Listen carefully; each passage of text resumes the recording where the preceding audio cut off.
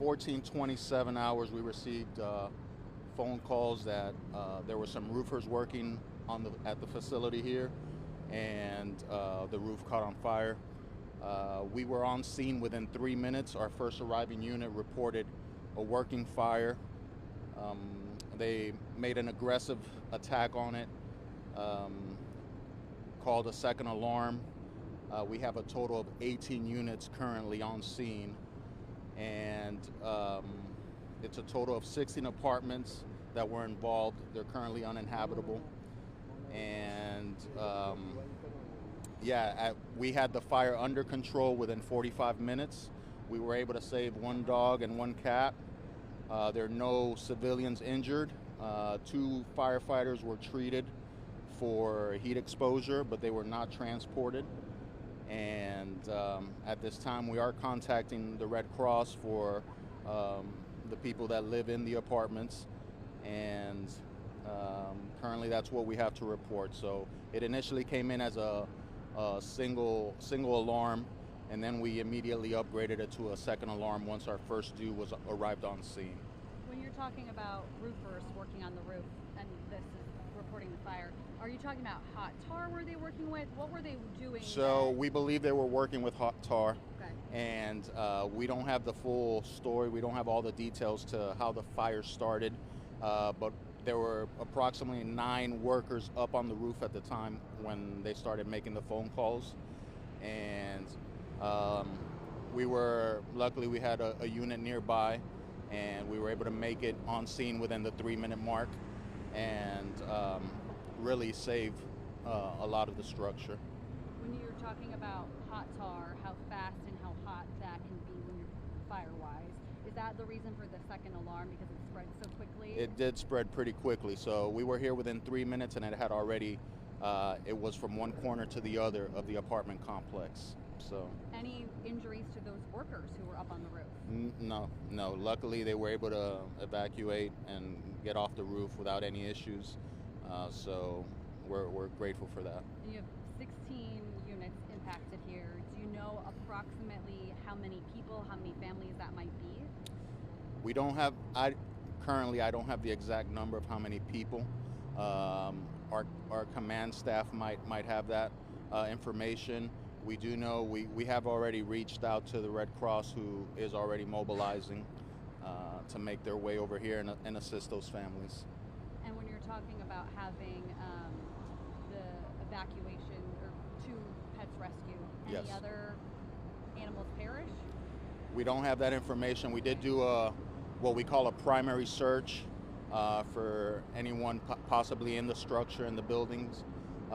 We did a primary search, we did a secondary search, and we did not see any people, which is our primary focus, obviously, but no pets either. So we were able to initially retrieve the dog and the cat, but during our secondary search, we didn't find anything else. And the heat exposure for the firefighters, is that the heat from the fire or the heat from it being 90 degrees and fighting the fire? I think it's a combination, okay. Both the fire, and we have our gear on, and it's, close to 100 degrees right now. So we try to do our very best to stay hydrated in these type of scenes, but some will feel the effects of the heat. Can you describe the condition of those 2 firefighters? Reiterate the condition. Well, yes, they were doing firefighting operations, and then we do have a rehab station set up so we could rotate our crews in and out. And they just reported feeling dizzy, and they just needed to cool off, get some fluid in them. And shortly after that, we assessed their vital signs, make sure they're okay. The last thing we want to do is endanger our crews, so we have plenty of personnel that could replace them if they couldn't continue fighting fire. But they were okay, and they were fine. And the type of response to this fire? 2-alarm apartment? Initially, it was just a single alarm fire where we have three engines, 1 truck company, and rescue, along with a battalion chief. But as soon as they showed up on scene, they saw the magnitude of the incident, so they quickly upgraded to a 2-alarm fire, and which doubles the response. So, and then ultimately and slowly we kept adding units.